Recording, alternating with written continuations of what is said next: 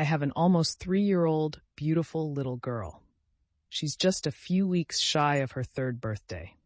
My baby was in hospice 4 weeks ago after having gone into remission in late May. Unfortunately, the cancer has returned, and it is now crushing her optic nerve and is about 8 centimeters long. Multiple doctors recommended we make our daughter as comfortable as possible, as they do not believe removing the tumor is a good option. I have so much to say regarding her diagnosis, but heartbroken will suffice for now. My husband and I have been making tons of memories with her for the past few weeks.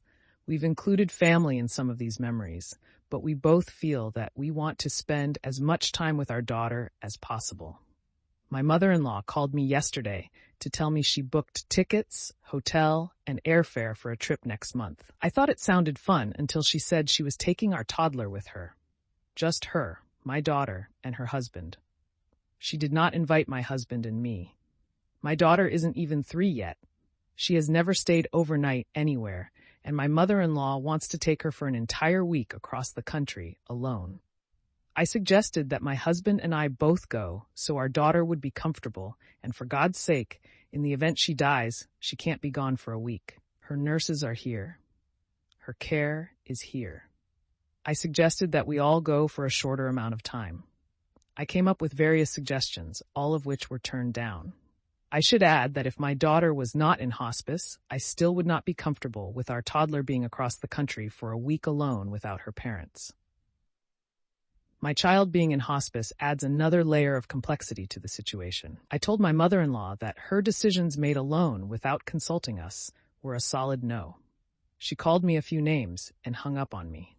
She then called my husband, called me a few names again, and suggested she would fight for rights before my daughter dies. I'm already grieving. My husband said we should acquiesce to his mother's trip to avoid drama, even though he agrees that our daughter is too young. But I want to spend time with her before the cancer takes her. She's too little, etc. I said no for various reasons, not just to say no. I wanted to add a few things. My mother-in-law lives in the same county as us, in the same city as my parents. It's only about a 20-minute drive without traffic. However, my in-laws have always been very adamant that we visit them, so I usually take my daughter over every other week for a few hours for a visit. Rarely do they ever come to our home. My parents like to visit and always have. My daughter is much closer to my parents for this reason. Anytime my husband and I go on date nights, my parents come over and watch her because they like for her to be in her comfort zone. This was before the cancer. Since the cancer diagnosis, we've been in and out of the hospital for weeks at a time. My parents have still been very much involved with helping, but in the form of dropping off meals, helping with laundry, etc. I'm very close to my family, and they have been respectful of us needing space as a family during this time. I think my in-laws may be expediting guilt because they haven't made much of an effort to visit us, see us, or accommodate us. It's always about what I, their daughter-in-law, can do for them. I've always felt like an incubator who's just there to facilitate a relationship between them and my child. Also, I am set on distancing myself as much as I can. I've cut off contact with my mother-in-law, and I do not want her around after this fiasco. I've completely blocked her from my phone, and I communicated this to my husband. He is sad, but says he understands. A few of you mentioned that this was an eye-opening situation, and it really has been on many levels. I saw various comments about my mother-in-law possibly wanting to take my child on a trip to get her alternative treatment. My mother-in-law planned to take my child to Disney World in Florida, which is across the country from where we live. My husband and I have taken our child to Disneyland a few times in her life, most recently once. Going for one day was exhausting, and my daughter was spent after the day. I can't imagine my daughter handling Disney World for more than a day, but I would like to be there for that trip.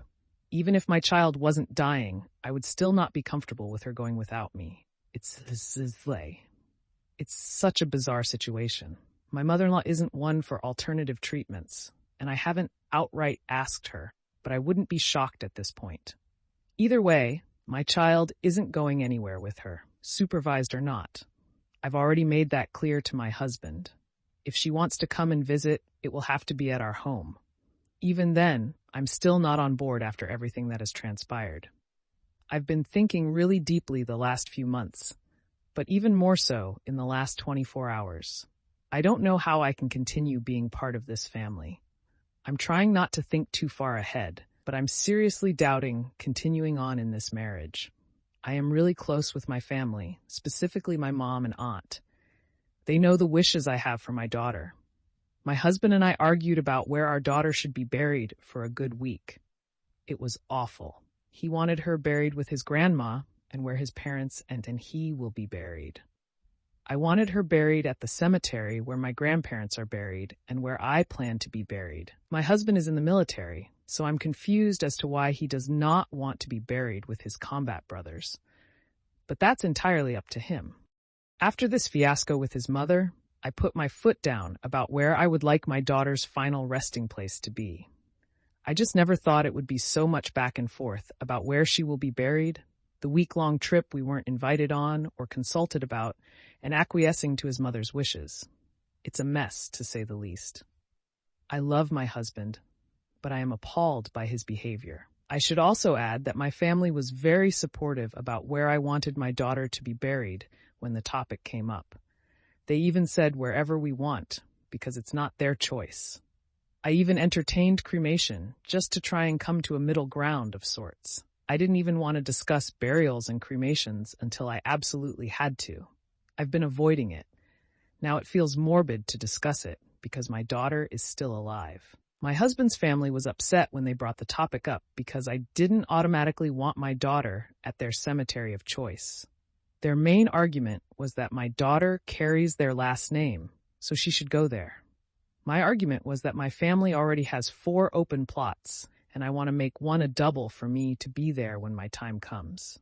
I'm even exhausted writing this, because this is my life, and it shouldn't be. We should be a team, united in grief. Now I feel like all I have is my baby and my family to hold me up.